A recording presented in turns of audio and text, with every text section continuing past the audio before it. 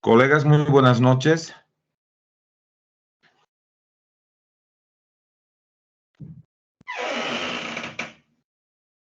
Buenas noches. Buenas noches, doctor. ¿Cómo están? Buenas noches, Empezamos doctor. entonces. Muy bien. ¿Se ve la presentación ahora, colegas? Sí, se ve. Ya, muy bien. El día de ayer, muy buenas noches a los presentes. Felicitarles por su puntualidad. Vamos a arrancar. Queríamos empezar con más personas, pero entiendo que las fechas son absolutamente incómodas, tomando en cuenta que mañana tenemos un feriado. Mucha gente ha optado incluso por viajar a otros distritos saliendo de la ciudad. Bueno, es entendible. Vamos a recordar que el día de ayer ya habíamos entrado al escenario de lo que es el proceso monitorio ejecutivo. Después de haber visto un procedimiento común de todos los monitorios, hemos tenido la capacidad de poder identificar a nuestros, a qué tipo de acciones son los procesos monitorios. Algunos son estrictamente personales, otros son reales, algunos son mixtos y otros tienen la incluso característica de sucesorio, ¿no es cierto? En función a esta capacidad de poder reconocer nuestros códigos, nuestros procesos monitorios, vamos a saber con absoluta certeza poder escoger al, al juez competente, no solo por materia, sino por territorio, el que va a conocer nuestras causas. O por otro lado, siendo abogados de la parte defensora, poder saber si el juez que está dictando la sentencia inicial en cualquiera de los monitorios está revestido de presupuestos de competencia, no solo por materia, sino también por territorio. De no estarlo, haciendo ese juego que ayer habíamos hecho, ese ensayo que habíamos hecho, de calificar cuáles son acciones personales, reales, mixtas o sucesorias, poder identificar si el juez emisor de la sentencia inicial con la que citan a mi cliente era o no competente. Bajo todos estos criterios, ya sabemos y tenemos las capacidades de poder reconocer cuál es una demanda de acción personal, real, mixta o sucesoria, y por tanto sabemos cuál es el juez competente por razón de territorio. También ayer habíamos visto que el proceso monitorio ejecutivo es ese procedimiento modelo que van a seguir el resto de todos los procesos monitorios, salvo algunas particularidades que lógicamente tendrán cada uno de los procedimientos monitorios de acuerdo a su naturaleza. Ya ingresando en materia al proceso monitorio ejecutivo, habíamos indicado que este proceso monitorio ejecutivo se promueve siempre en función a que a exigir el cumplimiento de una obligación de pagar suma de dinero. No tiene ningún otro motivo o ninguna otra procedencia, salvo que sea para cobrar dineros generados en documentos que acrediten fundabilidad. Hemos hablado que son títulos ejecutivos estos. Hemos dicho que era el momento histórico para poder corregir un error que hemos estado arrastrando desde el Código de Procedimiento Civil, cuando en vez de poner documentos públicos, que entendemos un concepto muy general, deberíamos habernos ya tenido dar el gusto como legisladores de que debería haberse puesto como título ejecutivo las escrituras públicas y no así los documentos públicos como ha sido redactado en el Código Procesal Civil.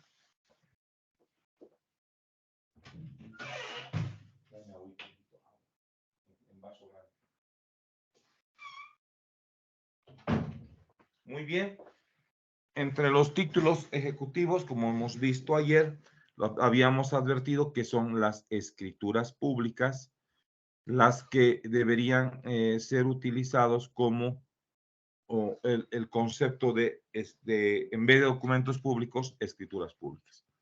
También habíamos hablado de los documentos privados, que son títulos ejecutivos, pero cuya naturaleza, tomando en cuenta su condición de instrumento privado, para que tenga y surta efecto jurídico, pueda y deban estar reconocidos, ya sea en la vía notarial voluntariamente o no habiendo operado la vía voluntaria notarial, pueda hacérsele por medio de la intervención de un juez público en materia civil en la vía de los procesos preliminares de emplazamiento a reconocimiento de firmas.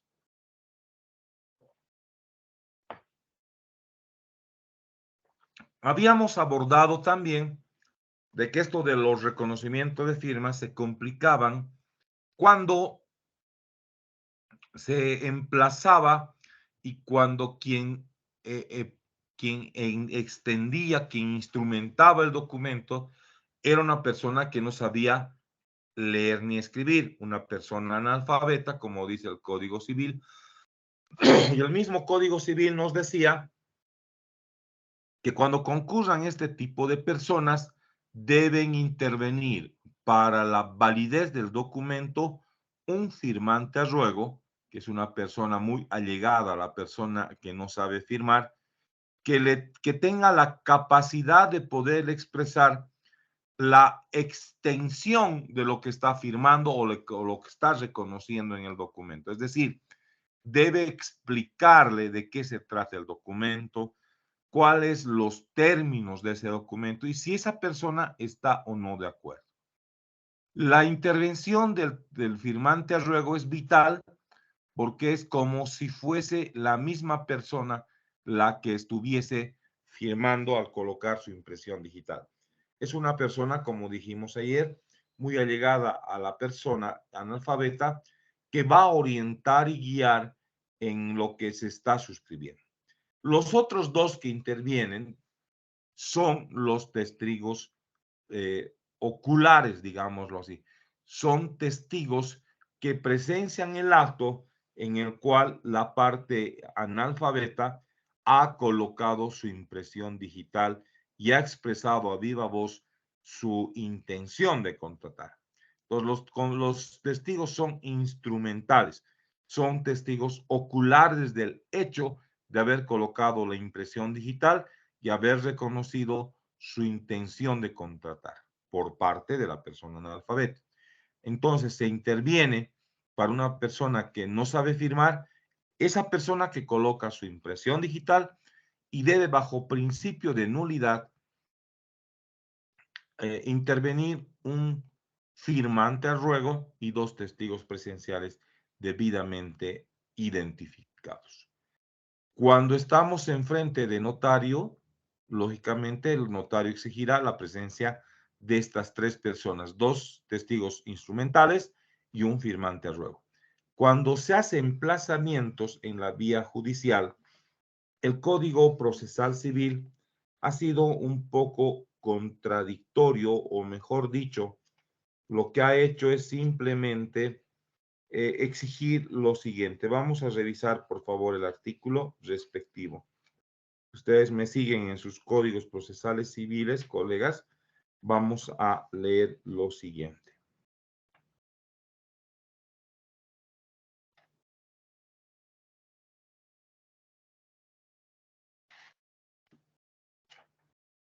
¿Dónde está? Un momentito. En el artículo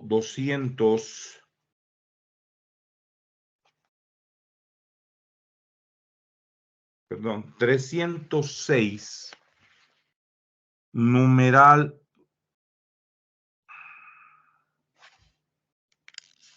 parágrafo primero, numeral 2, dice: el reconocimiento de firmas y rúbricas será judicial y notarial.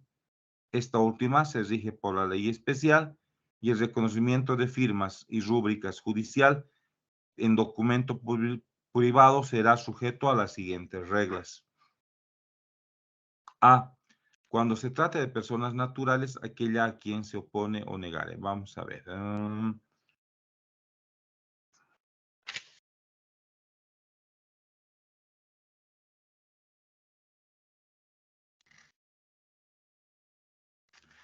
En el inciso H dice, tratándose de documentos privados otorgados por personas que no puedan firmar o por analfabetos, en los que conste sus impresiones digitales puestas en presencia de 3 personas, de los cuales uno será a ruego y 2 testigos que sepan leer y escribir, estos últimos suscriban al pie.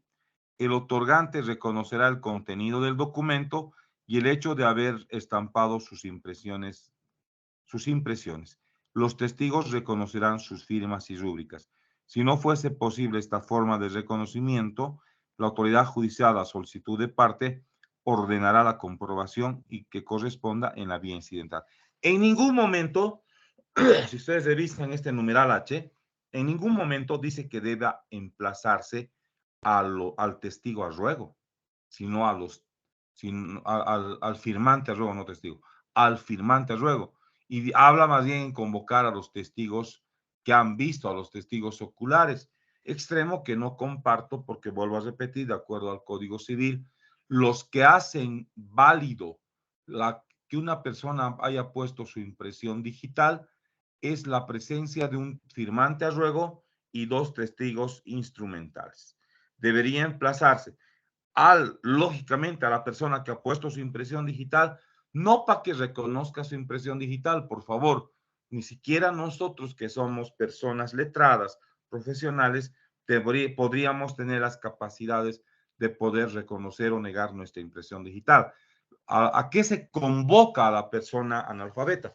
A que reconozca o no el contenido del documento, es decir, si es lo que ha firmado, pero mejor dicho, si es ese texto en el que ella pensó colocar su impresión digital como forma de validez.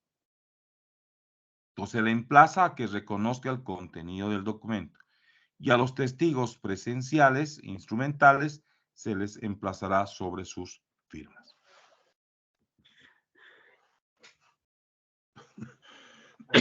Similar procedimiento pasa que cuando la persona que ha puesto su firma o ha puesto su impresión digital haya fallecido, se emplaza a sus herederos para que reconozcan la firma o el contenido del documento de quien era su causante. En todo caso, colegas, esta exigencia de convocatoria al firmante a ruego, al otorgante, al que ha puesto su impresión digital y a los testigos instrumentales, resulta importante para que pueda el documento privado surtir efectos y eficacia que establece el Código Civil en el artículo 1297 del Código Civil. Entonces, colegas, los documentos privados sí son títulos ejecutivos. Hemos hablado de los títulos valores establecidos en el Código de Comercio, identificando algunos como ser la letra de cambio, el pagaré, el cheque, las facturas cambiarias, etcétera, que están en el Código de Comercio. 4. Las cuentas aprobadas y reconocidas por resolución judicial ejecutoriada. Este numeral 4 está refiriéndose a la resolución ejecutoriada que son dictadas en los procesos de rendición de cuentas. En los procesos de rendición de cuentas, lo único que hace el juez es convocar a la persona que estaría obligada a rendir cuentas para que en función a su documento de rendición, cotejado por la parte que llama a rendir cuentas, se establezca un monto de existir aquel para que sea el monto que pueda perseguirse en su devolución, en lo que no se pudo justificar en descargos. Entonces, estas resoluciones ejecutoriadas que dan cuenta de montos aprobados, en efecto, son títulos de carácter ejecutivo. Tienen fuerza de ejecución.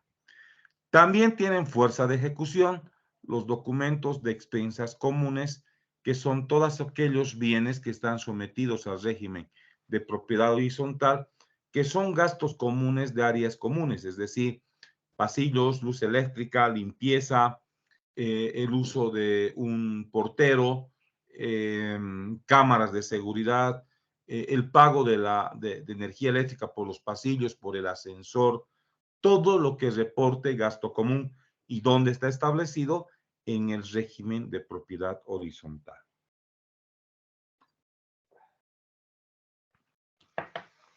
También son títulos ejecutivos los documentos por créditos de arrendamiento de bienes, es decir, los alquileres.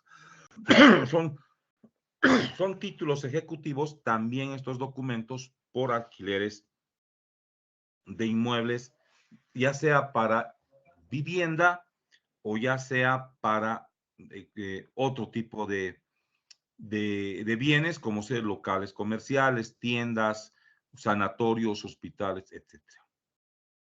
También son títulos ejecutivos la confesión judicial de deuda líquida y exigible ante la autoridad judicial competente para conocer en la ejecución.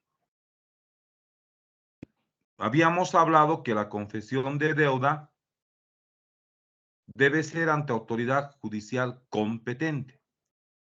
También es título ejecutivo la transacción no aprobada judicialmente que conste en escritura pública o documento privado. Porque si estuviese aprobado por un juez, ese juez ya no ingresa a revisar si hay o no presupuestos de cumplimiento. Lo que hace es directamente ejecutar en la vía de ejecución forzosa de lo acordado y aprobado judicialmente. 9, en todos los casos en que la ley confiera al acreedor el derecho de promover proceso ejecutivo. ¿Cuál es el procedimiento para el proceso ejecutivo? De acuerdo al artículo 381, dice que una vez que se ha presentado la demanda ejecutiva, se ha establecido que el título o títulos acompañados tienen la suficiente fuerza ejecutiva y la suficiente fundabilidad, y además advertido del cumplimiento de los presupuestos de competencia, capacidad y legitimación, el juez va a dictar sentencia en forma directa. Con esta sentencia y con sentencia llamada inicial y con la demanda al monitorio ejecutivo, se cita al demandado, a la parte ejecutada, disponiendo que tiene un plazo de 10 días para oponerse en un mismo acto todas las excepciones que tuviere contra la demanda, acompañando toda la prueba documental del que disponga y mencionando, si tiene otros medios de prueba, que intentará valerse. Este artículo, colegas, es muy importante en su análisis. El 381, en su parágrafo primero, es absolutamente claro al decirnos que el demandado, una vez citado con la demanda y con la sentencia inicial, tiene el plazo para poder excepcionar, que dijimos también que es la única forma de defenderse en los monitorios. No se puede contestar ni positiva ni negativamente, no se puede oponer excepciones previas y menos se puede formular acción reconvencional. Lo único que se puede en los procesos ejecutivos es oponer excepciones de las que están previstas en el artículo 381, párrafo segundo del Código Procesal Civil.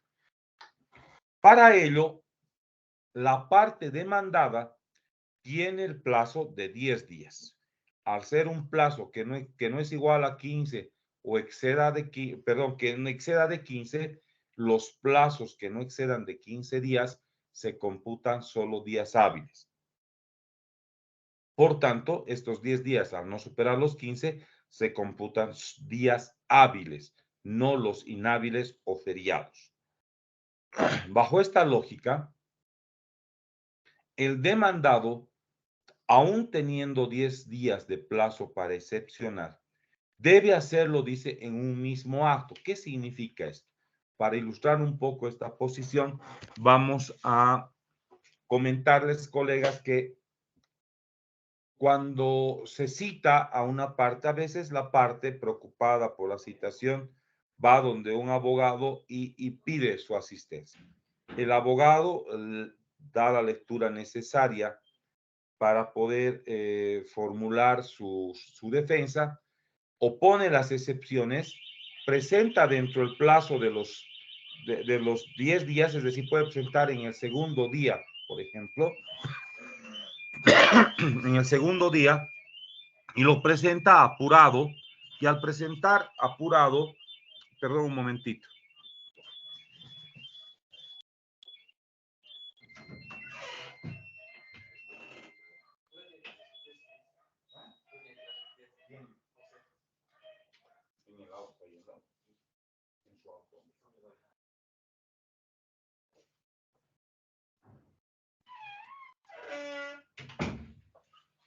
Perdón, colega, se activó la alarma de mi auto.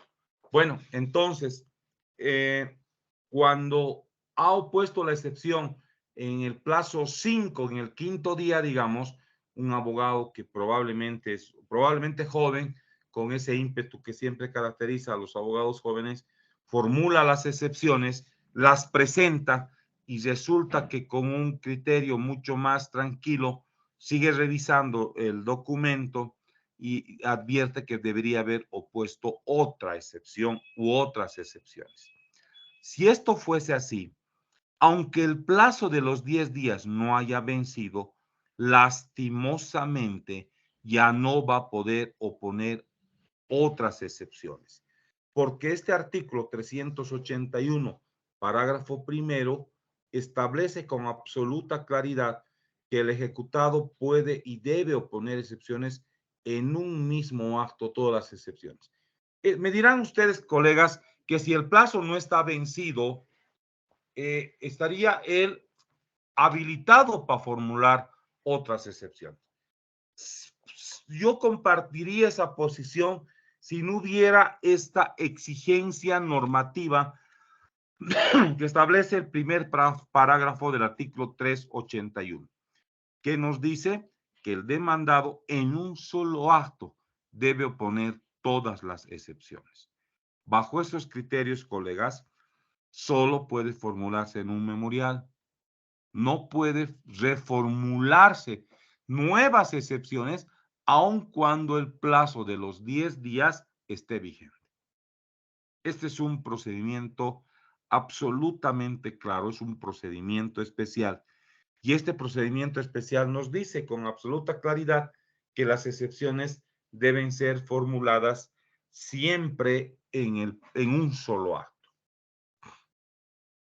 Al momento de excepcionar, colegas, la parte que está formulando sus excepciones debe acompañar, es una norma imperativa, debe acompañar toda la prueba documental del que intentare valerse y además mencionando si va a hacer uso de otros medios probatorios, debe hacer valer y constar al juez cuáles son. De no hacerlo, no hay otro momento para poder ofrecer la prueba. Por favor, no puede después, por otros memoriales, ofrecerse prueba. La única excepción sería que la prueba documental que está presentando después no la haya tenido o que recién sea de reciente obtención o de reciente conocimiento. Porque si se prueba que él tenía antes de excepcionar y no lo presentó, el juez tiene todo el derecho y toda la obligación, diría yo, de rechazar prueba posterior. ¿En qué momento se ofrece prueba documental o de otra naturaleza? se ofrece en el momento en el que se está oponiendo las excepciones. Hemos dicho que las excepciones son medios de defensa. En los procesos de estructura monitoria ejecutiva, con más razón, esta es la forma de poder defenderse ante una demanda que está persiguiendo el cumplimiento o pago de una suma de dinero que estaría acreditado en un documento con fuerza de ejecución.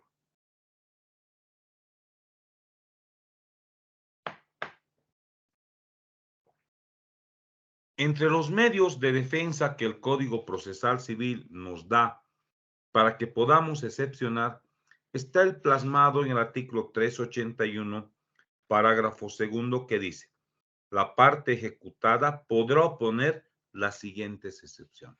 1. La de incompetencia. Cuando nosotros analizábamos los presupuestos generales de competencia, habíamos hablado y habíamos dicho que es importante que sepamos cualificar cuál es o qué tipo de demanda es la que vamos a formular o la que vamos a contestar, ya sea desde el punto de vista de abogado del demandante o abogado del demandado. Como estamos en excepciones, aquí el análisis le corresponde hacer al abogado defensor de un demandado. Y este abogado tiene que hacer la misma práctica. Tiene que identificar qué tipo de demanda es con la que le citaron a su cliente, para que pueda hacer ese ensayo de probabilidades que habíamos visto la clase anterior. ¿Qué? Establecer, como estábamos en un ejecutivo, establecer si el juez es competente por materia, primero. Segundo, establecer si ese juez es competente por razón de territorio. Para ello habrá que ver que el proceso ejecutivo tiene por finalidad, hemos dicho, la persecución del cumplimiento de una obligación económica plasmada en un documento con fuerza de ejecución. Es decir, la finalidad es el cobro de dinero y por tanto revisamos el contrato. Si esto es así, todo proceso ejecutivo es un proceso con pretensiones de carácter personal, aunque esté vinculado a un inmueble como garantía. Aún así fuera, no se discute el bien. No se discute si está construido de ladrillo, de adobe, si es de 3 o 10 pisos. No estamos hablando si es o no agrario, si es o no urbano, si es divisible o no. No estamos discutiendo eso. En el ejecutivo se discute la existencia o no de la obligación de pago de una suma de dinero. Al ser, por tanto, esa naturaleza, el ejecutivo sí o sí es de carácter personal.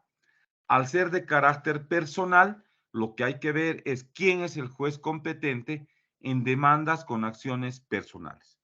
Y el artículo 12 nos es absolutamente claro y dice: en este tipo de procesos de carácter personal, va a ser competente el juez del lugar del domicilio del demandado, el lugar donde ha sido suscrito el contrato, el lugar donde debió cumplirse la obligación. Entonces, el demandante tendría que haber formulado en cualquiera de esos presupuestos. Si ha demandado ante un juez que no es competente de ninguna de esos tres presupuestos, la forma de alejarlo a este juez que ha admitido una demanda para el que no era competente por razón de territorio es la excepción de incompetencia. Decirle, al ser el ejecutivo un proceso con pretensiones personales, de acuerdo al artículo 12, el juez es, para conocer este tipo de procesos, es el juez del domicilio del demandado, el lugar donde ha sido suscrito el contrato, el lugar donde deba cumplirse la obligación, ¿no es cierto? Entonces, bajo esos criterios, colegas, analizaremos si ese juez es o no es competente para conocer ese proceso. Si no fuese competente, hay que oponer esta excepción, que es la de incompetencia. El artículo 12, numeral 1, perdón, numeral 2 nos dice, numeral 1 sí, en demandas con pretensiones personales será competente la autoridad judicial del domicilio real de la parte demandada. B, el lugar donde deba cumplirse la obligación, donde ha sido suscrito el contrato a elección del demandante. Si no está en estos tres, colegas, la forma de objetar la personería del juez es por medio de esta excepción. La ley del órgano judicial, sin embargo, nos habla y nos dice que la competencia por materia no es prorrogable, pero la competencia por territorio sí lo es. ¿Cómo se prorroga? Es decir, ¿qué significa prorrogar? Ampliar una facultad de alguien que no la tiene. Si este juez, siendo incompetente por razón de territorio, no ha sido apartado por una excepción formulada por el demandado, el demandado tácitamente está aceptando la prórroga de competencia. Por tanto, si no se opone la excepción de competencia, estaríamos enfrente de una prórroga de la competencia y por tanto los actos de un juez con prórroga son válidos, no podrían ser objetados a la larga.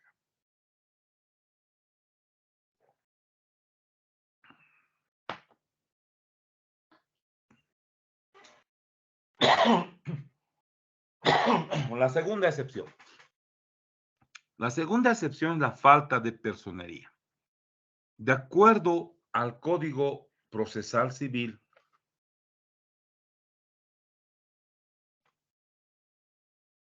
en su artículo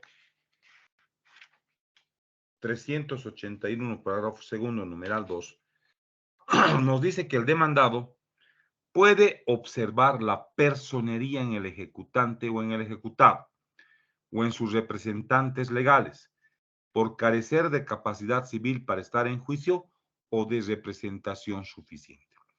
¿Qué puede observarse? Es decir, un rato me están demandando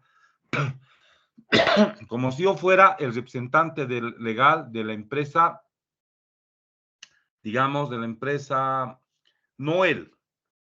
Yo ya no soy el representante legal, yo he dejado de fungir como tal y digo, están demandándome como representante de la empresa Noel cuando yo ya no soy representante.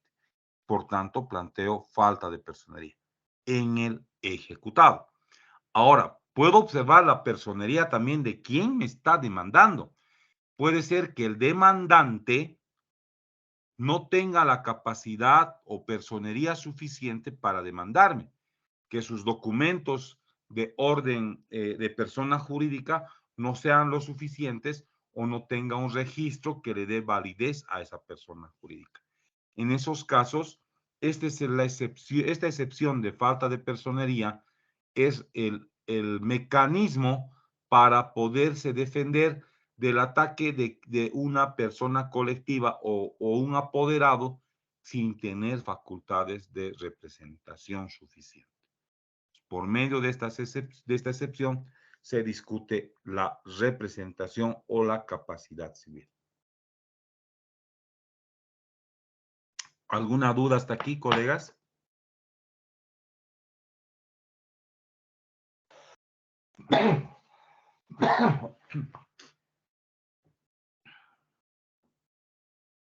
Bien, avanzamos. El numeral 3 nos dice, como otra de las excepciones, es la falta de fuerza ejecutiva. A ver, ¿cuándo se tiene fuerza ejecutiva? Hay fuerza ejecutiva cuando no tiene las condiciones intrínsecas, internas en el título. Para que un título sea escritura pública, documento privado o los otros que hemos revisado, para que puedan tener fuerza ejecutiva, deben tener con absoluta claridad el establecimiento de quién es el acreedor, quién es el deudor, cuánto es la suma y si es líquida o exigible, y 4, que exista plazo vencido. Si cualquiera de estos 4 presupuestos faltase y no estuviese claro quién es el acreedor, el deudor o la suma, o si hay o no plazo vencido, basta que falte uno de estos requisitos para que no tenga fuerza de ejecución, no tenga fuerza ejecutiva.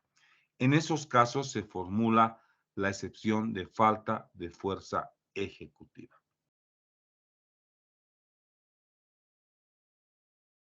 Entonces, cuando hablamos de falta de fuerza ejecutiva, estamos hablando de requisitos internos, intrínsecos del título, que no tenga la fundabilidad necesaria en establecer quién es el acreedor, quién es el deudor, cuál es la suma, si es líquida exigible y si hay plazo vencido.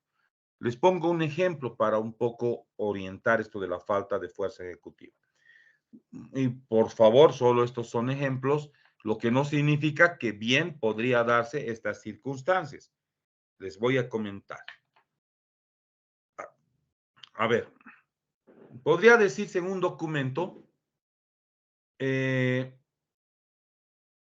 yo, José Luis Prado, me declaro deudor de la suma de dinero de $30,000 que cancelaré en el plazo de 5 meses de la primera persona que vaya el día viernes a mi oficina a las 8 de la mañana.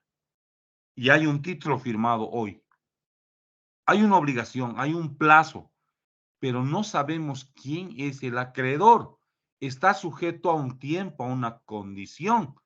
Entonces, por mucho que exista un documento y aparezca a las 8 de la mañana un acreedor, ese documento firmado hoy ya no tiene fuerza ejecutiva. Un ejemplo. Otro, que diga, yo debo a fulano de tal la suma de dinero resultante de la cosecha del año 2024, finalizando agosto. Hay acreedor, deudor, hay plazo. Lo que no hay es suma líquida, porque la cosecha podría depender de varios factores. Primero, que exista siembra, primer elemento. Segundo, y si hay siembra, puede ser que no haya producción no haya lluvia y la producción sea escasa o, por último, nula. Entonces, vean ustedes que no puede hablarse de fuerza ejecutiva cuando alguno de los presupuestos, quién es acreedor o deudor, o propios de la deuda perseguida, no hayan sido debidamente establecidos en el título. Cuando falta cualquiera de estos 4 elementos, repetimos, la identificación plena del acreedor, identificación plena del deudor, identificación plena de la deuda que sea suma líquida y exigible. Y quinto, que el plazo esté vencido, en ese caso podemos hablar de fuerza ejecutiva. Si faltase uno, ya no hay fuerza ejecutiva. Y por tanto, ese juez ya no debería dictar sentencia, no debería hacerlo, pero si se lo ha hecho, el demandado tiene toda la capacidad de poder formular la excepción de falta de fuerza ejecutiva para contrarrestar a la demanda. Y bien podría salir que esa excepción, si es que realmente existe esa debilidad en el título, salir con todas las, salir la defensa airosa y declararse probada la excepción de falta de fuerza ejecutiva.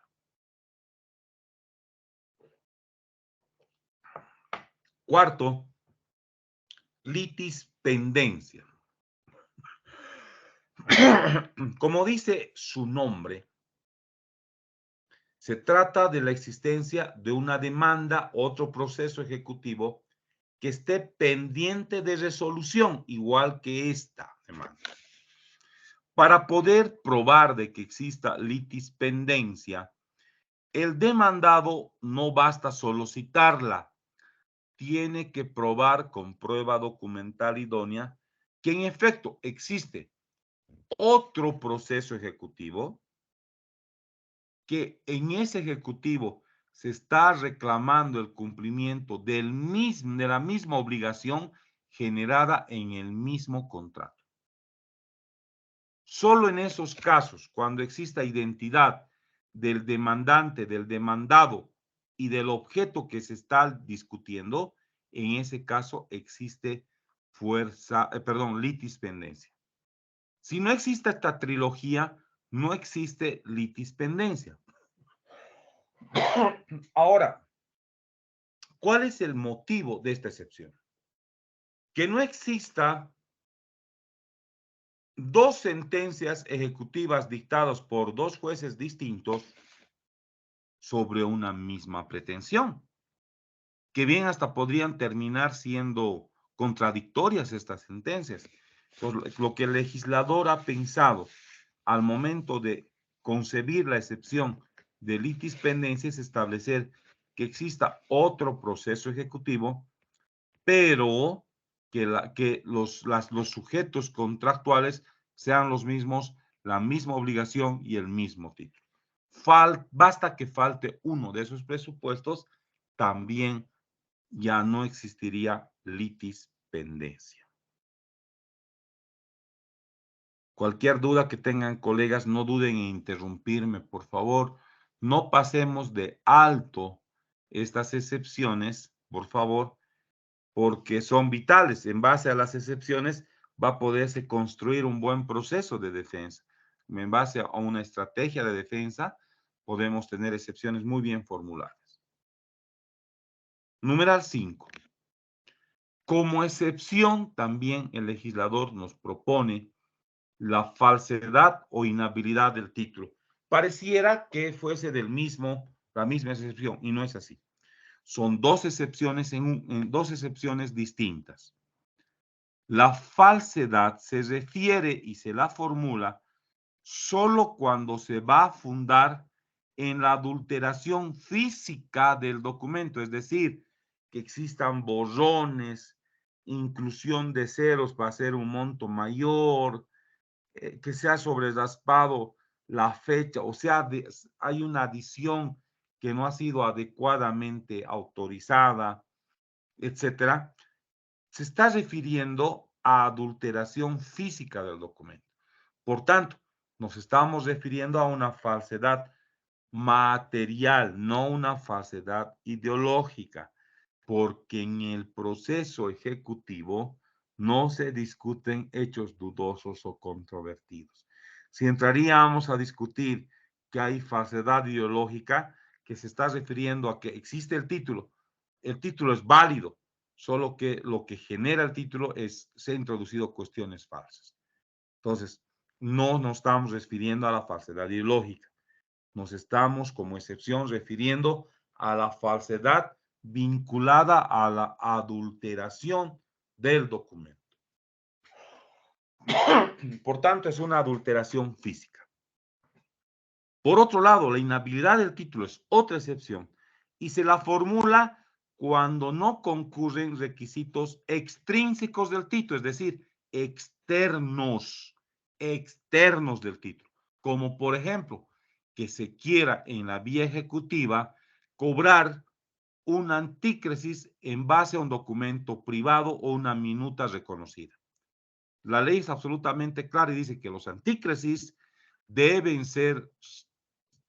nacer a la vía jurídica como contratos por escritura pública. Si hubiera un documento privado que establezca que ha habido un contrato de antícresis, entiendo que las prestaciones han sido dadas, hay un capital entregado, se ha entregado la casa para su uso, digamos, pero no puede en la vía ejecutiva cobrarse. Con esto no quiero decir que no se pueda cobrar en ordinario, sí se puede, solo que está cerrado en el Ejecutivo como vía de reclamación de un antícrisis, poniendo solo como ejemplo, porque se hicieron en documentos privados. Porque la inhabilidad del título se está refiriendo a las formas exteriores o extrínsecas del título mismo, ¿no?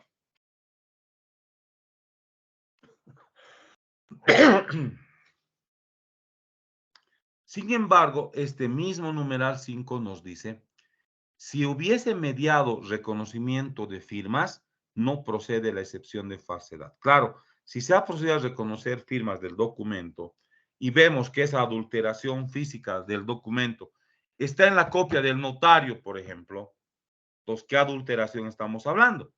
Pero si la adulteración es posterior al acto de reconocimiento de firmas, lógicamente esto es inhábil, es absolutamente falso y la excepción va a prosperar, la excepción de falsedad, ¿no es cierto? Claro, si está en el archivo del notario lo que aparentemente se ha adulterado en el documento, se entiende que se ha reconocido firmas con esa adulteración. Por tanto, la adulteración para que sea motivo y materia de excepción tiene que ser posterior al acto de reconocimiento de firmas.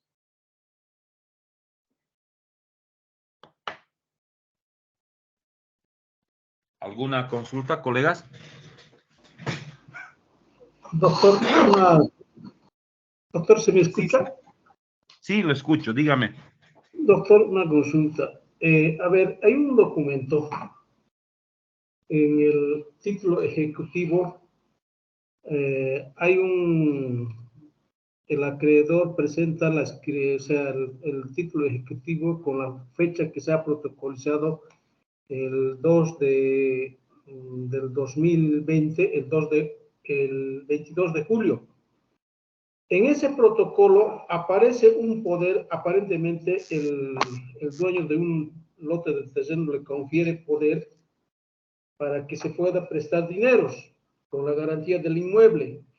Pero resulta que en el protocolo, en la última parte, en la aceptación del documento de préstamo, dice, ¿no? En la última parte, usted, señor notario, servirá insertar las demás cláusulas de estilo y seguridad con capítulo 23 de enero del 2020. Y asimismo, en la otra cláusula indica que el deudor Hilarión Flores, por decirte, mayor de edad, en representación de Betty Pacheco Escalera, propietaria de un lote de terreno mediante poder 117 quebrado 2020, otorgado ante el notario de fe pública número 5 de Quillacollo, dice. Este poder aparece el 16 de julio del 2020, pero el documento, el de la escritura, la minuta de escritura de préstamo, se ha suscrito en Colcapiro el 23 de enero del 2020. O sea... Antes del poder. Exactamente. Ese es el protocolo con el que inicia la demanda ejecutiva el acreedor, tomando en cuenta que este poder aparece el doctor.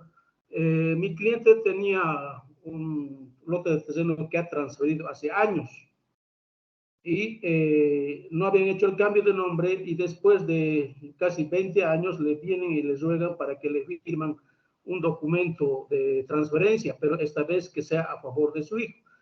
Y confiada, mi cliente había ido al notario, había firmado, pensando que es transferencia, hacía firmar, y ahora aparece como documento de préstamo con una deuda de $28,000 que le están empezando a ejecutar. Hemos planteado la excepción de falsedad, lamentablemente el juez nos ha rechazado, existiendo que en el protocolo, como le digo, existen esos hechos materiales que son falsos, o sea, recabando la información del notario, evidentemente hay un documento que se ha suscrito el 16 de julio del 2020, pero no es que la escritura, como le digo, la escritura de préstamo es del 23 de enero del 2020.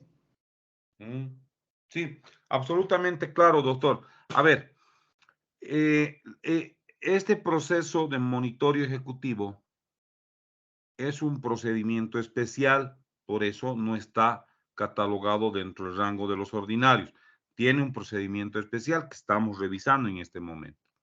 Ujú. Ahora bien, la única forma de rebatir al título es la falsedad material, la adulteración del documento. Ujú. Se entiende adulteración física. En el caso que usted nos está planteando, lastimosamente no estamos hablando de una falsedad material, sino estamos hablando de una falsedad ideológica. Y como excepción no va a prosperar, doctor. Pero Ya. sin embargo, al notar usted que hay esta falta de correspondencia, porque aparentemente ese documento de crédito es falso, porque tiene datos falsos en cuanto a tiempos, usted no debe esperar para formular una demanda de nulidad, ¿sí? Y me dirá usted, ¿qué hago con el ejecutivo? ¿Va a avanzar? Cierto, puede avanzar, doctor. Sin embargo, le debo recordar que el Código Civil también prevé estas probabilidades. Si el proceso de ejecución está avanzando, es prudente que usted ya inicie su demanda de nulidad. ¿Para qué? Para que pueda usted parar el proceso de ejecución. Me explico. Si usted revisa el artículo 1000,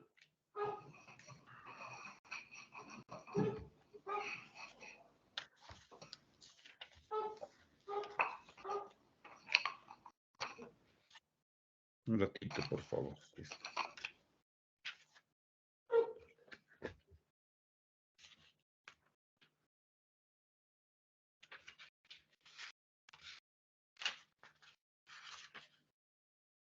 Si usted revisa el documento, el artículo, perdón, 1289, parágrafo segundo del Código Civil dice, primero, el primer párrafo dice, el documento público, fuerza probatoria, el documento público respecto a la convención o declaración que contiene y a los hechos de los cuales el funcionario público deja constancia, hace plena fe tanto entre las partes otorgantes como entre sus herederos o sucesores. Parágrafo segundo, que es lo que quiero que me apunte, doctor. Sin embargo, si se halla directamente acusado de falso en la vía criminal, se suspenderá su ejecución por el decreto de procesamiento ejecutoriado, más si se opone su falsedad solo como excepción o incidente civil, los jueces podrán, según las circunstancias, suspender provisionalmente su ejecución. Si usted demanda en la vía criminal, necesita una acusación formal fiscal presentada. 1. 2. Puede también, en base a la declaración a la nulidad del documento, formular una demanda ordinaria de nulidad y con eso podría también parar la ejecución. Y puede en la vía incidental dentro del proceso monitorio ejecutivo formular la falsedad. Vuelvo a repetirle, parágrafo segundo del artículo 1289 del Código Civil. ¿Por qué, doctor? ¿Por qué esta norma? Porque en los procesos ejecutivos no se discuten hechos dudosos o controvertidos. Es nada más por eso, doctor. Como excepción, no va a prosperar. Pero sí podría, ya debería usted iniciar el proceso ordinario de nulidad y qué mejor una demanda, un proceso penal por falsedad ideológica de ese instrumento. Porque si va a avanzar el Ejecutivo, usted fácilmente puede suspender el proceso o fase de ejecución, ya teniendo una acusación formal o en su caso una medida cautelar que bien podría aplicarse en un proceso ordinario. ¿Está bien, doctor? ¿Comparte? Sí, muchas gracias, doctor. Muchas gracias. A ver, una complementaria más, doctor. Por favor. En el poder, doctor, en el poder, en ninguna parte, bueno, en realidad este poder también es falso, pero no autoriza para que pueda cobrar dineros. ¿También se podría argumentar esa parte en la nulidad ordinaria? Sí, claro, pero a ver, al margen de que no, de que se ha introducido en esa escritura de préstamo de dinero un poder que aún no había nacido todavía cuando se celebra, para mí es suficiente, doctor. Porque si usted entra a analizar que al margen de que el poder sea nulo, que sea falso, no tiene facultades de cobrar, o sea, está medio hasta dudando de la nulidad. O sea, lo nulo es lo nulo, yo pelearía más la nulidad, más que tenga o no facultades, porque si entro al análisis de que tenía o no facultades, de una u otra forma le doy validez a ese poder falso. Claro, claro. Sí, está bien. Muchas gracias, doctor. Muchas gracias. Listo. Perfecto. Vamos avanzando. Otra excepción que nos permite el Código Procesal Civil es la prescripción o la caducidad, que son dos conceptos que se generan en función al ejercicio del tiempo, pero que no son iguales. La prescripción es un instituto de orden jurídico por el que el no ejercicio de un derecho de acreencia hace que se pierda el derecho de reclamación, es decir, que ya no puedo cobrar ese dinero porque ha prescrito. Por el contrario, la caducidad se refiere a que no se ha ejercido en un tiempo establecido por ley una vía judicial de reclamación. Me voy a explicar. Toda obligación de carácter patrimonial prescribe a los 5 años, ¿verdad? Si eventualmente hay una deuda y esta deuda no se me ha reclamado dentro de los 5 años, yo puedo formular prescripción. La pregunta y siempre el problema que se ha tenido es ¿desde cuándo se computa estos 5 años? Y ahí está el problema más grande en tribunales, pero de una circunstancia absolutamente clara. La prescripción, el plazo prescriptivo de los 5 años, se computa desde que el derecho ha podido hacerse valer. No se computa desde la fecha del contrato, que es un grave error que algunos colegas e incluso algunos jueces manejan. No es la fecha del contrato la que determina el plazo de la prescripción. Generalmente en un documento de préstamo establecemos, ¿no es cierto? Fulano de tal recibe en calidad de préstamo la suma de tantos que será pagado hasta el 30 de diciembre del 2023. En este momento yo no podría demandar, en este momento yo no podría demandar nada de ese proceso por una sencilla razón. El demandado me va a oponer que tiene un plazo todavía vigente para él, ¿no es cierto? Entonces, no es la fecha del documento, sino es desde el momento en que se ha podido reclamar la creencia. Entonces, después del 31 de diciembre, podré iniciar la demanda de cobro. Si pasa 5 años y no se ha demandado, cuando pretenda hacerlo después, va a prosperar la excepción de prescripción. Ahora, no es un cómputo cerrado de los 5 años. Puede haber también que en ese tránsito hayan existido algunos hechos o actos que han interrumpido la prescripción. Por ejemplo, que se haya citado con una demanda judicial, un embargo o cualquier tipo de requerimiento cobrando el dinero. Ese acto de citación interrumpe la prescripción. Otro elemento, también interrumpe la prescripción el reconocimiento que hace el deudor de la creencia. Por ejemplo, que reciba intereses y los plasme en un documento de recibo. Si está recibiendo intereses, es porque considera y porque además avala que el crédito existe. El solo hecho de emitir recibos, colegas, es un acto de reconocimiento de la creencia del acreedor. Por tanto, esa sola emisión del recibo es un acto interruptivo de la prescripción. Desde ese último recibo, se vuelve a empezar a computar los 5 años. Miren ustedes cómo hay que manejar esto de la prescripción. Ahora, la caducidad. Hemos hablado que entre los títulos ejecutivos hay unos que dice o otros títulos que por ley especial se va a establecer. Les comenté de la Autoridad de Bosques y Tierras, ¿verdad? Puede ser que en una ley de esas establezcan, por ejemplo, que la ABT deberá ir al proceso ejecutivo para el cobro de esta multa por explotación ilegal de madera en el plazo de 2 años. Si en 2 años la ABT no inicia el ejecutivo, ya no podrá hacerlo después. Ha caducado la vía. Se pierde la vía procesal. No está perdiendo el crédito, la deuda, solo que tendrá que reclamar en un proceso ordinario. ¿Se dan cuenta? Ahí está la diferencia. En la prescripción lo que se pierde es el derecho de cobrar.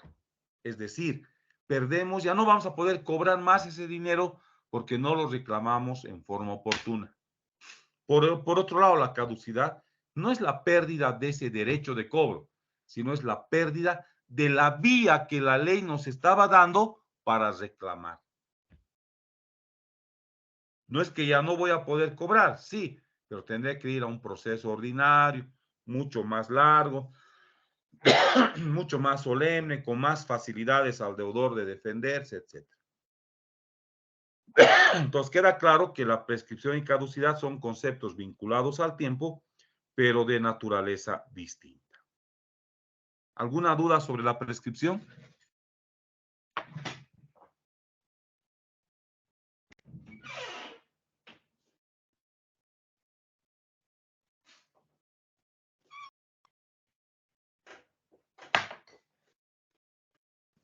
Seguimos avanzando. Otra de las excepciones que nos establece el 381 es el de pago documentado total o parcial. A ver, con las mismas características que para que podamos admitir una demanda ejecutiva, el título tiene que tener ciertos requisitos de idoneidad y fundabilidad que le permitan al juez o quien revise el documento saber que existe la deuda, porque hay acreedor y deudor bien reconocidos, la obligación es clara, líquida y exigible y en un plazo vencido. El documento que acredita el pago de una obligación tiene que también tener estas mismas características. Establecer quién está pagando, quién está recibiendo, por qué concepto y cuánto es el monto.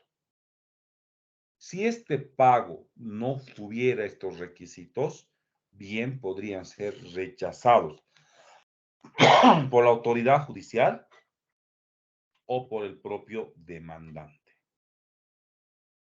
Como su nombre lo dice, esta excepción es pago documentado. No hay otra forma de acreditar pago si no es por medio de un documento. Y como tal, y acabamos de decirlo, el documento tiene que tener las mismas características de establecer quién paga, a quién paga, por qué concepto y en qué fecha. ¿Está bien? Entonces, esta excepción es exclusivamente documental. Ahora bien,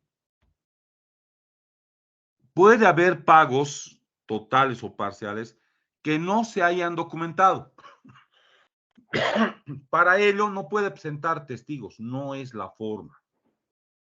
Pero puede nomás lanzarse indicando que ha habido esos pagos y si el acreedor no se pronuncia o acepta esos pagos, aunque no estén documentados, el juez no tendría por qué rechazarles. Entonces, cuando no tengan documentos, acrediten con un texto en su contestación que ha existido estos pagos en tales fechas y por estos montos. El acreedor puede, si está obrando de buena fe, aceptar los que en efecto sí se han pagado, pero lastimosamente dependerá de su voluntad. Ya el error está en no haber pedido recibo en forma oportuna. Por eso siempre hay que recomendar a nuestros clientes que cuando están pagando, ya sea intereses o mayor razón capital, tienen que exigir un recibo bien hecho. Porque no hay otra forma de probar el pago si no es por medio de un documento. Lo dice el numeral 7 del párrafo segundo del 381.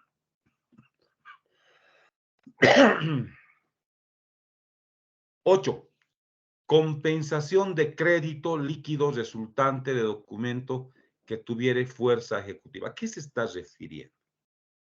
Esta excepción puede formularse cuando, dada la complejidad de las relaciones públicas de las personas, quien está siendo demandado, el deudor, puede decir, bueno, es cierto, no le he pagado, ¿por qué? Porque yo tengo otro documento donde él es mi deudor.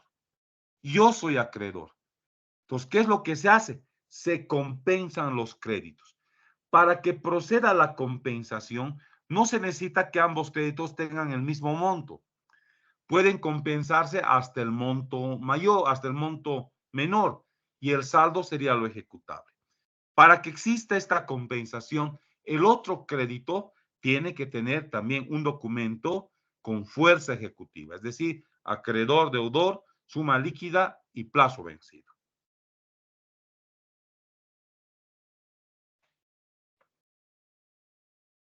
¿Alguna duda hasta aquí?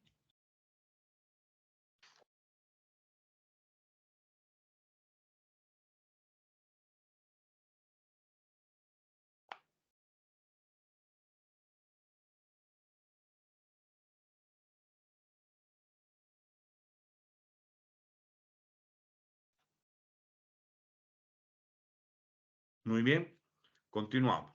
Doctor. El numeral 9 del artículo 381 nos dice también las excepciones siguientes. La remisión, la novación, la transacción, la conciliación y compromiso documentado. ¿A qué se estará refiriendo a remisión? ¿Alguien tiene idea qué es la remisión, colegas?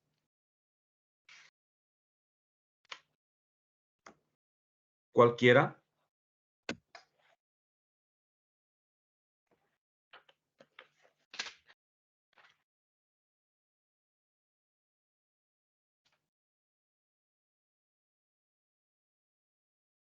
La remisión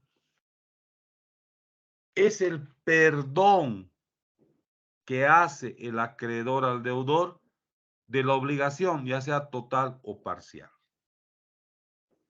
Es la condonación, es el perdón.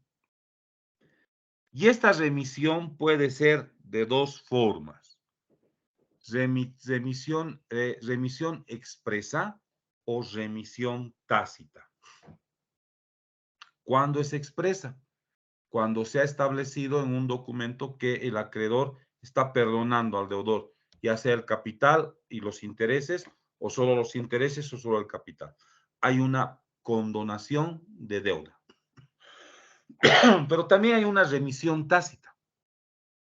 Dice que cuando se entrega el título, el documento de acreencia al deudor, el original, se presume que hay pago, que hay, perdón, no pago, que hay remisión, que hay condonación. Entonces, eso quiere decir que cuando estamos hablando de documento público, si le entregan la escritura pública, hace presumir que exista condonación de la deuda. Sin embargo, ojo, esto no es plena prueba. ¿Por qué? Porque puedo yo sacar un testimonio como deudor, decir, el acreedor me dio y aquí está el testimonio. No, tendría que ser el original. Pero cuando se trata de documentos privados y el original lo tiene el deudor, se entiende que hace plena prueba de la condonación o remisión de la deuda. ¿Cuántas veces han pasado, colegas, que cuando hemos ido a reconocer firmas ante notario, hemos mandado a nuestros clientes para reconocer firmas? Llega, primero que no vamos nosotros, deberíamos ir nosotros como abogados para el control del procedimiento. No vamos. Les mandamos a nuestros procuradores, a nuestros gestores, que son muchachos que pueden estar o bien parados o bien en la luna, ¿no es cierto?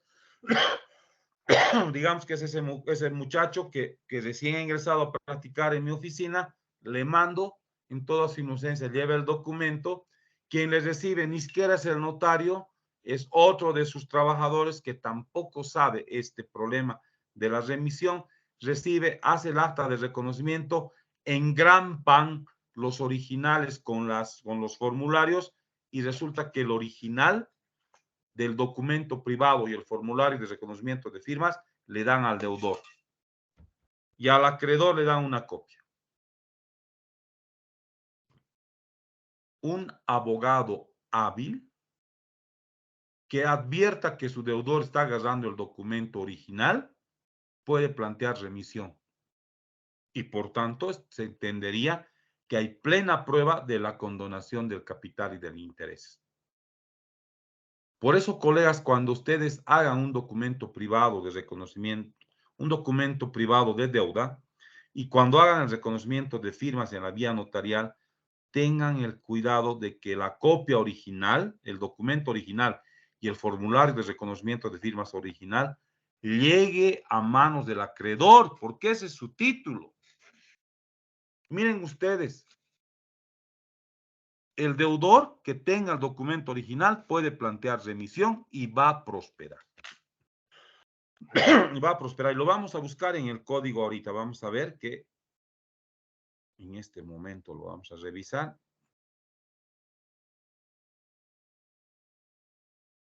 ¿Dónde está? Códigos. Aquí está el Código Civil. Vamos a buscar la remisión.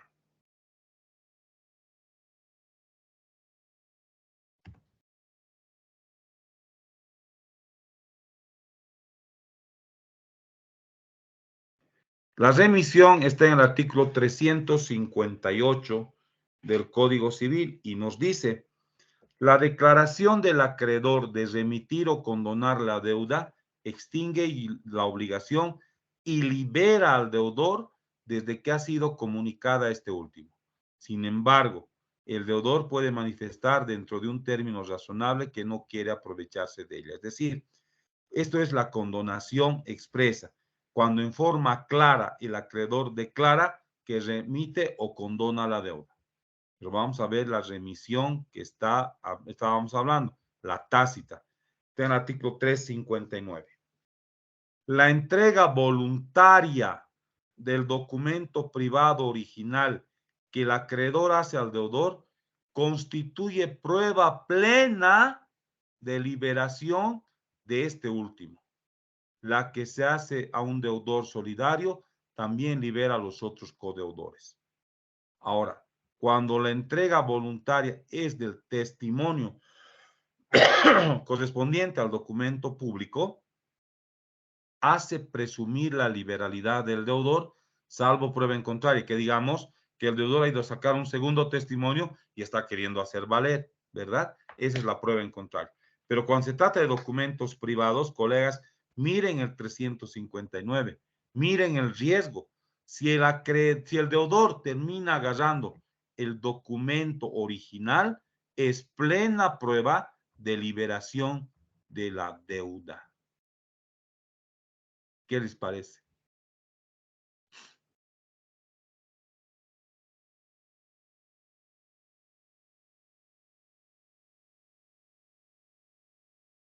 Entonces, el artículo 359 del Código Civil es absolutamente claro y nos dice en su numeral 359, vuelvo a repetir, que puede haber una condonación expresa o una tácita. Y cuando es tácita, la entrega del documento privado del acreedor al deudor da plena prueba de que ha existido liberalidad del deudor.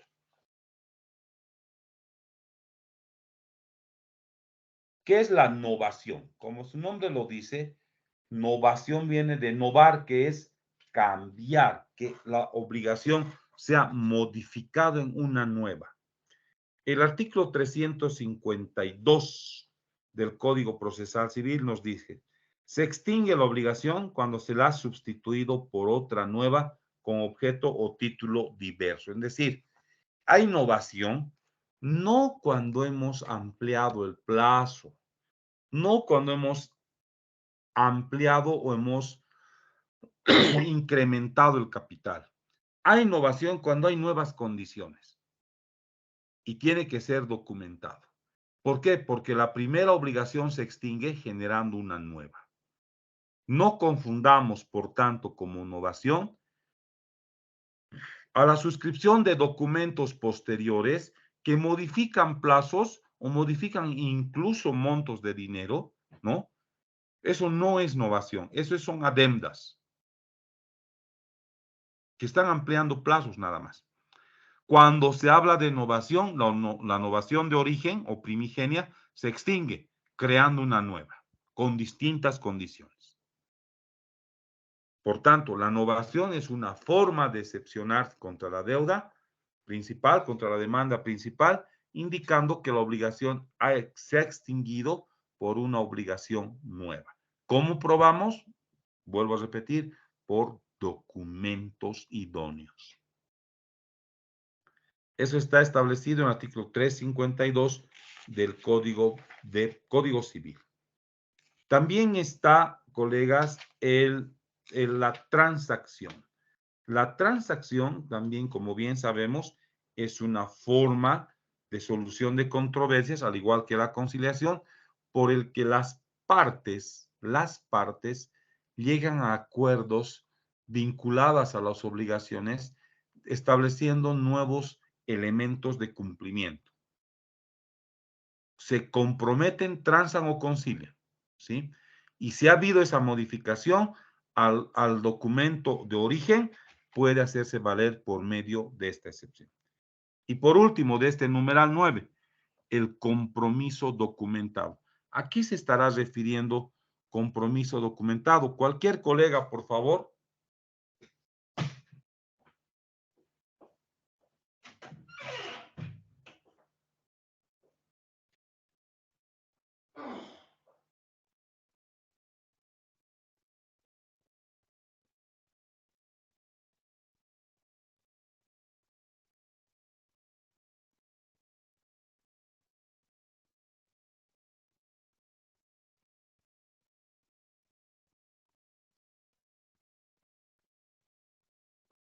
¿Ninguno, colegas?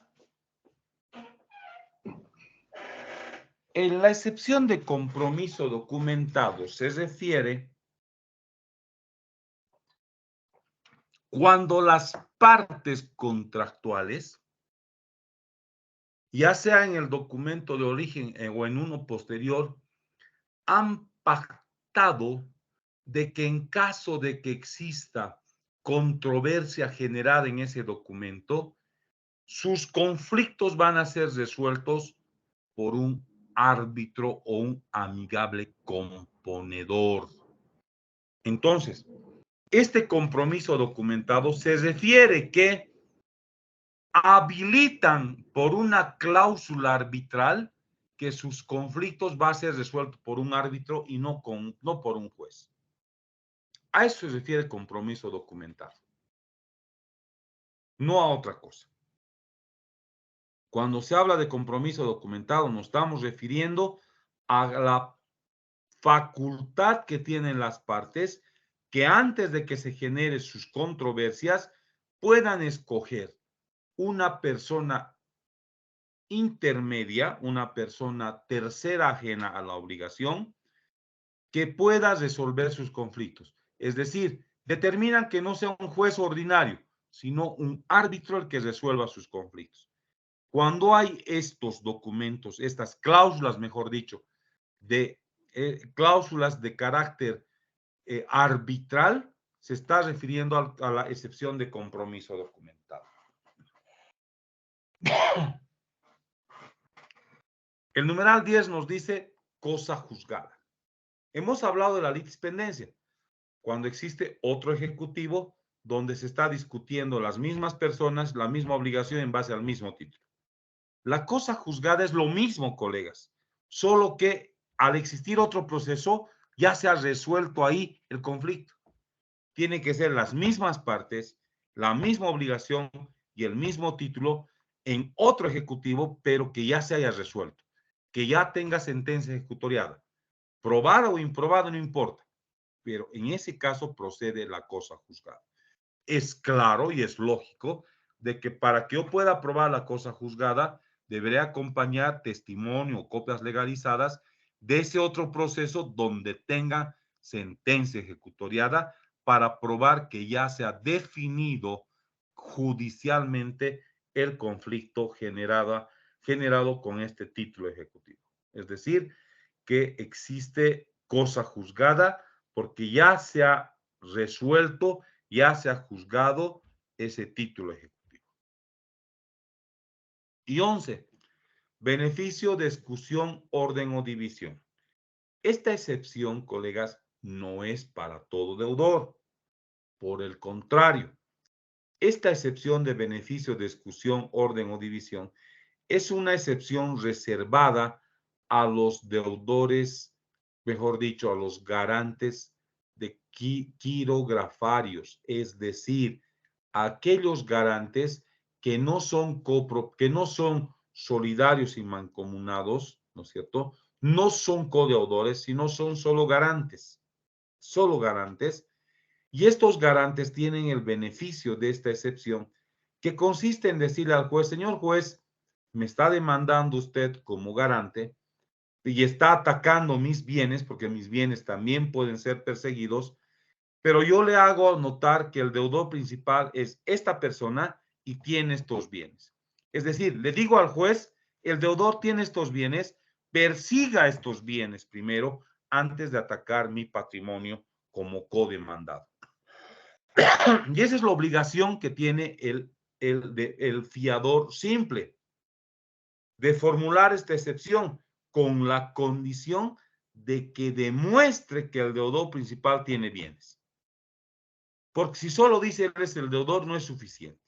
Tiene que darle al demandante los instrumentos necesarios para poder perseguir esos bienes del deudor principal. ¿Alguna duda sobre las excepciones antes de que avancemos? Doctor, yo tengo una duda sobre el tema de la prescripción. Adelante, por favor. En caso de que la obligación ha prescrito, pero dentro de esta haya existido una hipoteca voluntaria, ¿esta misma en qué situación queda? A ver, las hipotecas son derechos reales vinculadas a una obligación, ¿correcto? Correcto. Ya. La hipoteca va a persistir mientras la obligación persista. Para que yo pueda levantar una hipoteca, tengo que probar que la deuda ha sido pagada o que la deuda no existe, se ha extinguido. Entonces, tendré que formular para levantar esa hipoteca una demanda de prescripción de la deuda principal y, por tanto, prescripción de la hipoteca. No es automático, doctor. La prescripción no se opera en forma automática. Tiene que ser declarada judicialmente y no puede el juez declararla de oficio. Tiene que hacer valer a alguien por medio de la excepción o de acusación de prescripción en una demanda ordinaria. ¿Sí? No es de oficio. Bajo esa lógica, doctor, la hipoteca va a persistir mientras la obligación siga existiendo. Pero si está prescrita, no es que automáticamente sale de la fase de ejecución, no, Si no se opone como excepción, la deuda sigue existiendo, porque el juez no la va a declarar de oficio. Para levantar las hipotecas, tengo que formular la extinción por prescripción primero, de la creencia y por tanto de la hipoteca en forma consecuente, como a emergencia de la extinción por prescripción de la deuda principal, la extinción de la hipoteca por inexistencia de la obligación por prescripción. ¿Estamos, doctor? Sí, muy amable. Listo. ¿Algo más sobre las excepciones, colegas?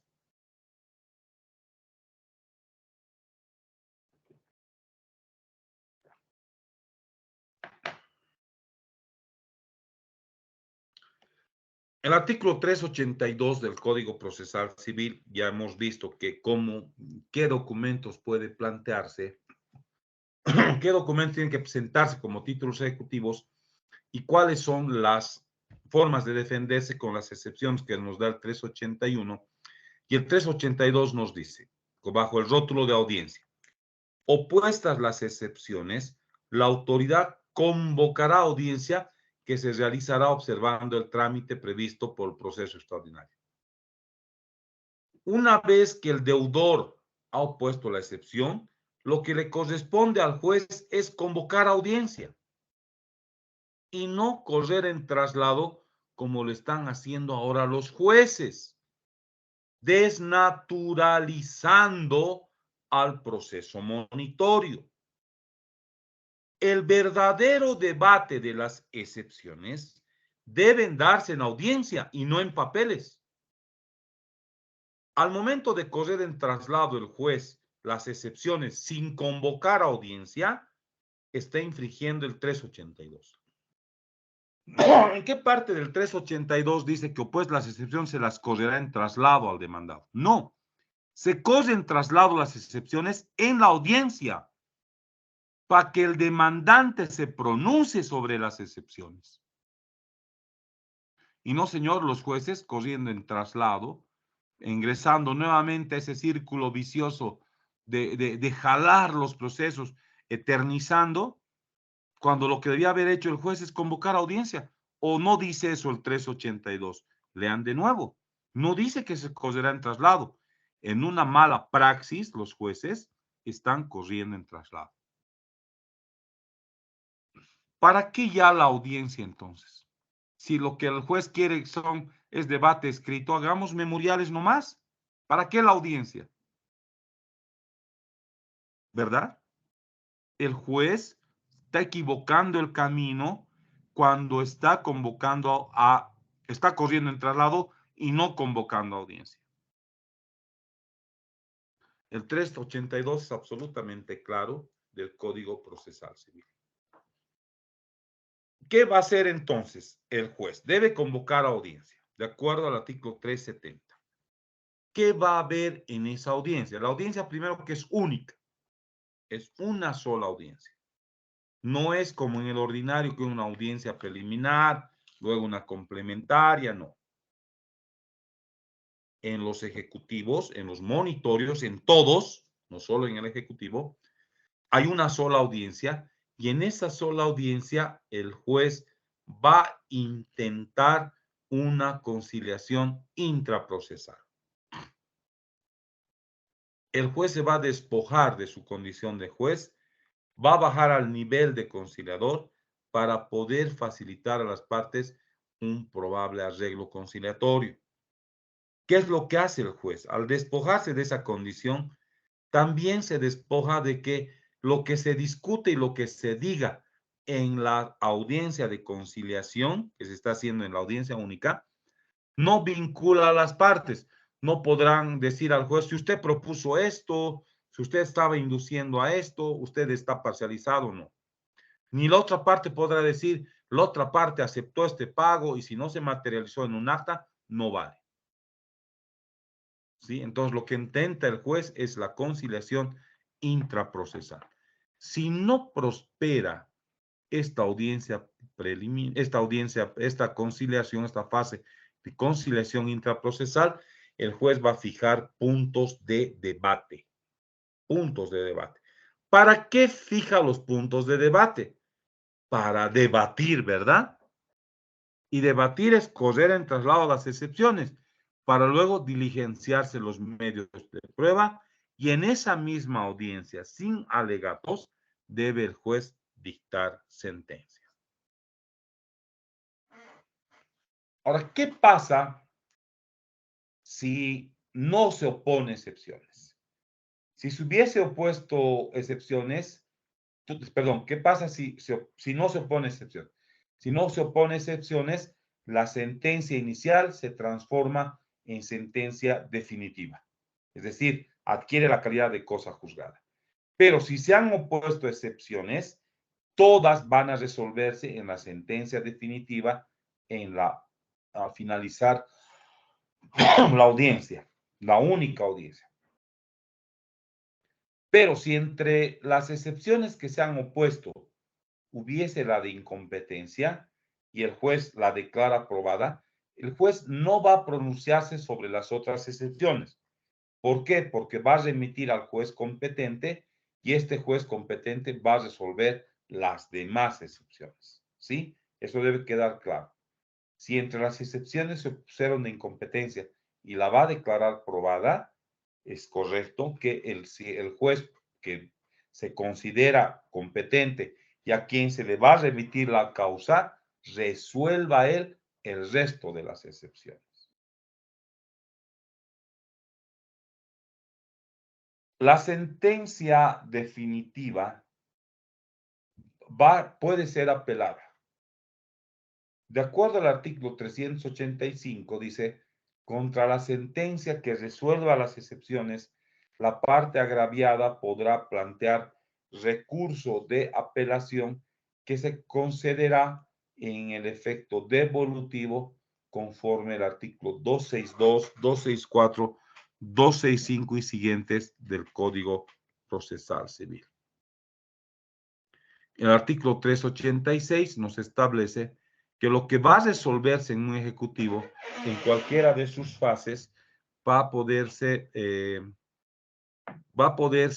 revisar en un proceso ordinario posterior, ¿ya? En un proceso posterior. Aquí se tiene un plazo de 6 meses para poder promover este proceso ordinario posterior. Si en 6 meses no se hace, caduca el derecho a demandar la revisión del fallo, entrando por consiguiente a tener una sentencia no formal, sino una sentencia material con todos los efectos de la ejecución. Colegas, hasta aquí hemos visto todo lo que significa el proceso monitorio ejecutivo.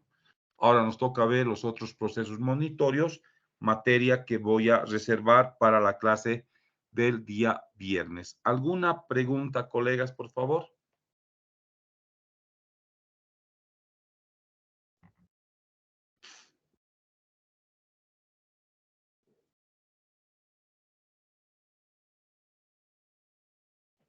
¿Alguna pregunta?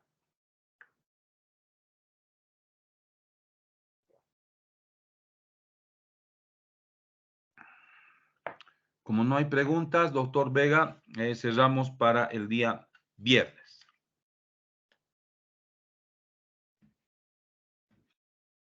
Muy bien, doctor. Entonces el día viernes nos veríamos para la última clase. Con eso estaríamos terminando el curso. Muy buenas noches a todos. Tengan buenas noches, colegas, que descansen. Igualmente, buenas noches.